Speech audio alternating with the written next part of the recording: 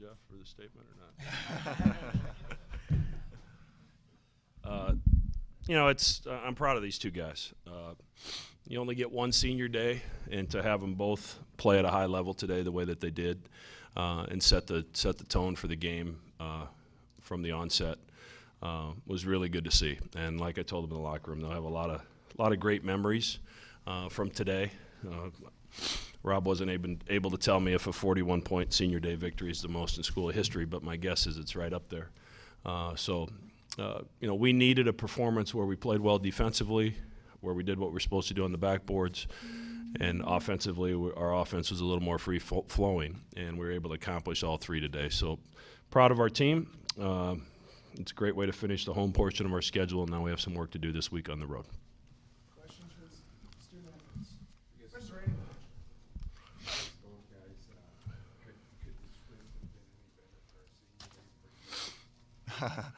I don't know. Doug's senior day was pretty good script, but James and I talked before the game, and the only 40-point games in the CenturyLink's history have been on senior night, and we decided that we weren't going to be able to get 40 individually, so we said we got to get 40 as a team, me and him, and we went out there and did that today, and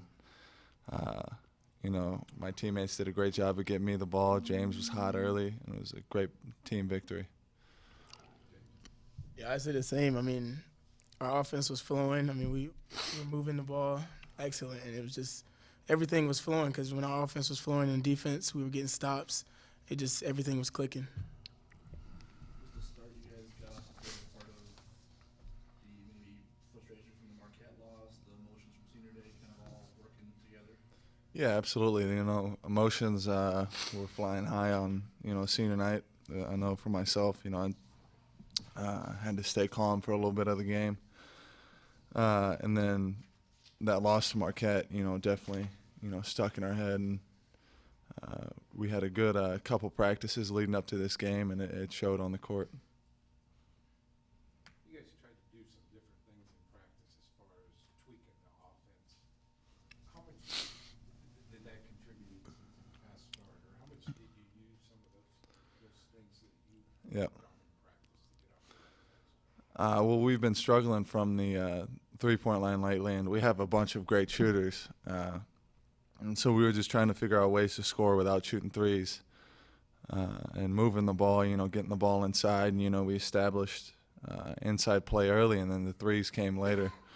I wish, we would have spread out these threes to a little bit last game, but it's all right. We're just going to move forward and, keep this offensive game flowing.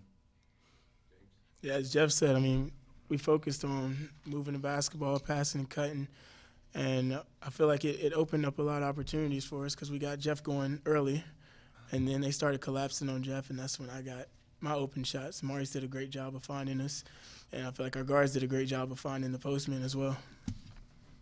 How satisfying was it to see some threes go down? Oh,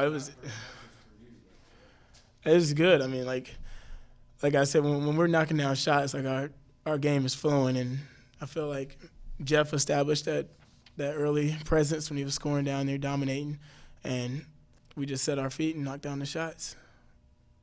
You just Mac talked after the Marquette game that kind of sometimes in this game you get what you deserve based on how you prepare today.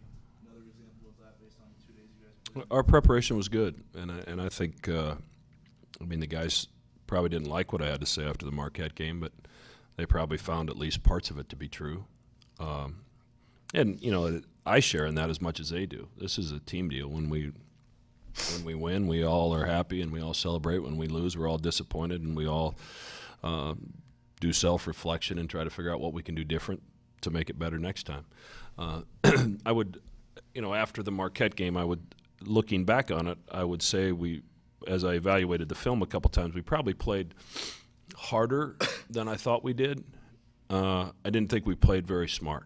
I thought we made some uncharacteristically bad decisions offensively. We took some chances on defense that we normally don't take, and they cost us. Sometimes you have that happen, it doesn't cost you. The Marquette game, it cost us. And we talked about some of that, and talked about some of the offensive things that James was alluding to. The ball moved better. I thought we did a great job of making the extra pass the first half, and Jeff did a good job of working to get angles, and we got it to him where he could do some damage. And anytime you can establish an inside presence like that early in the game, it makes everybody's life a lot easier. I guess to both guys, both the players, obviously now you got to go on the road and play in a couple of tough environments. I guess just talk about the challenge this week brings. Yeah, well, Providence and Xavier are two of the toughest places to play at in our league. They're not as tough as to play at here, but they're two of the toughest in the leagues. They're very hard to get victories. We were able to, get a victory against Xavier on the road last year, and I don't think we've won at Providence yet, but we're hoping to get our first victory there this year. Yeah, same as what Jeff is saying. Like, those are two really tough teams, and I just know, like, we have to come out and prepare starting tomorrow on Providence and just, kind of executing how we did today. Does this kind of win give you, I won't say an extra bounce in your step, but I kind of figure after the way Marquette ended to have a 41-point win going into the final week, you got to at least like the momentum a little bit? Yeah, absolutely. Coming off of 2 losses, this win definitely helps build our confidence a little bit and get us get some momentum going into the Big East tournament. Matt, could you talk a little bit about what you guys worked on the last couple of days of practice and how that translated into maybe some better ball movement, Yeah, I mean, we're just trying to get the ball moving and get ourselves moving and get ourselves spaced, especially on the weak side of the floor.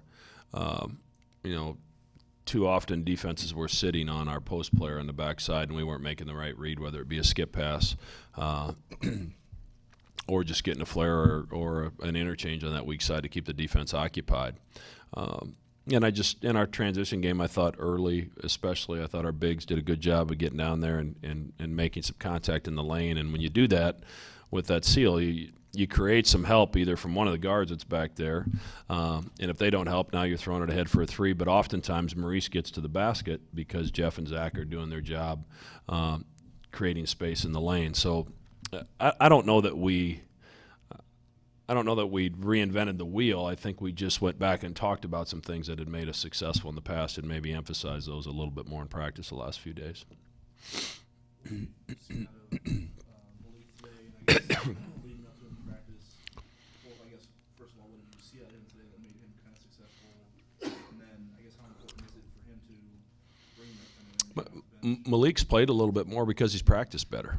I mean, it's pretty simple, and I think these guys would tell you. Just he's been more active defensively in practice. Offensively, he's starting to get it a little bit more. And when he's aggressive, you can see what he's capable of.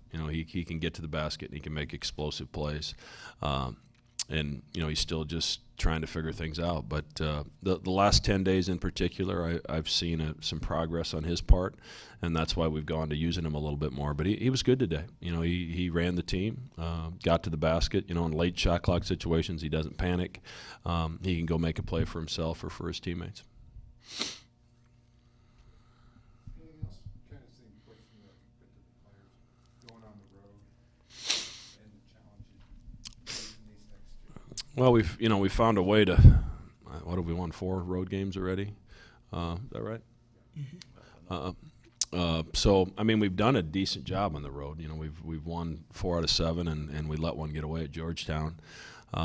So this team isn't intimidated by playing on the road. Now we get to go on a senior night tour. Or a junior night tour, I guess, for Chris Dunn on Wednesday in Providence, and then senior night at Xavier as well. And I know, unfortunately, they don't have a bunch of seniors, so we're going to see a lot of those dudes again next year. But, obviously, Xavier lost today. They're off all week. That place will be rocking. And, Providence is playing for a seed, playing for an NCAA seed, trying to get kind of their mojo back, and they played much better against DePaul yesterday. So it'll be a challenge, but we also feel like we held Providence to 50 points here and lost. So we know that we're capable of taking away their rhythm offensively, and we're going to have to try to do that, make some adjustments, and then try to find out what went wrong offensively. And hopefully we can execute a little bit better and figure out a way to score one more point on Wednesday night. I guess the most, today's win was your ninth in the conference. I know you're not satisfied, but what's that mean to you that to go from where you were at last year to where you're standing right now? Yeah, it means a lot, but our work isn't done yet. Our goal at the beginning of the season was to make the NCAA tournament, and that's still our goal to this day. We're not there, and we need to get there. Yeah, I agree with Jeff. I mean, like, preseason polls were saying that we're like ranked 9th in the Big East. I mean, we all knew that we were way better than that. So, I mean, we're not satisfied. We're still hungry, and we got to lead it up to these next 2 games and then also into the Big East tournament.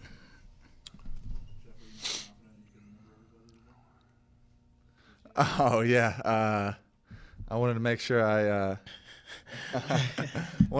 didn't forget anybody. There's a lot of special people that helped me out throughout my career, and I wanted to make sure I didn't forget them. And my girlfriend was on the list and her family, and I skipped over her. So I'd like to thank her and her family right now. They've been great to me over my career. That oversight will be costly at some point in your life. Yeah. Any other questions? Thanks, guys. Thank you.